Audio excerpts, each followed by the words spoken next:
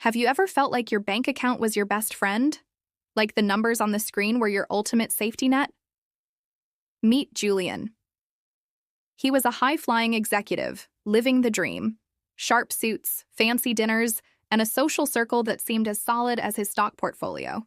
To him, money wasn't just a tool. It was armor. It was his identity. Then one day, the floor fell out from under him.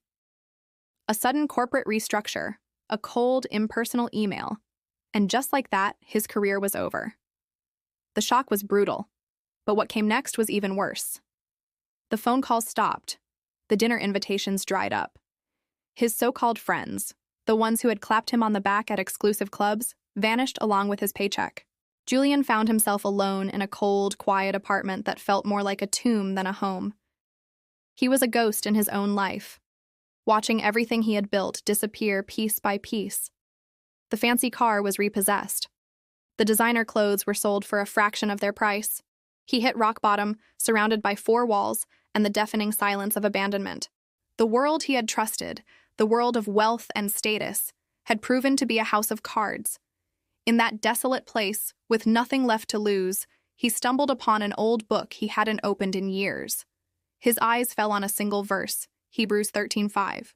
It read, "Keep your lives free from the love of money, and be content with what you have, because God has said, 'Never will I leave you, never will I forsake you.'"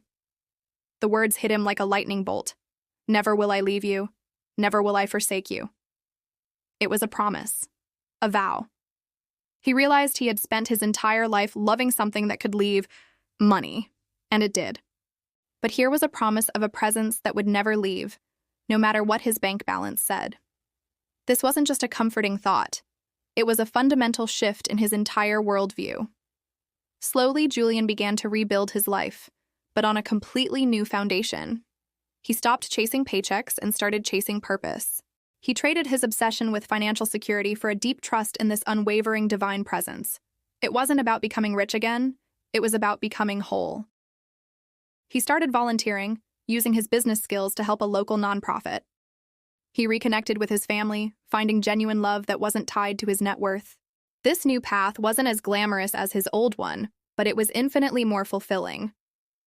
Eventually, his work with the nonprofit led to a new career, one that aligned with his values, a job that felt less like a grind and more like a calling.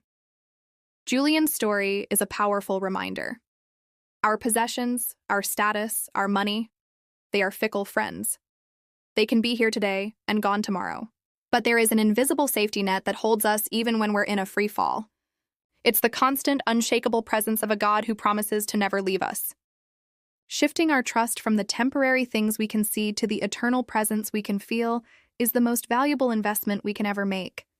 It's a peace that money can't buy and a recession can't touch. Thank you so much for watching. If this story resonated with you, please like, share, and subscribe for more content that inspires. See you in the next video.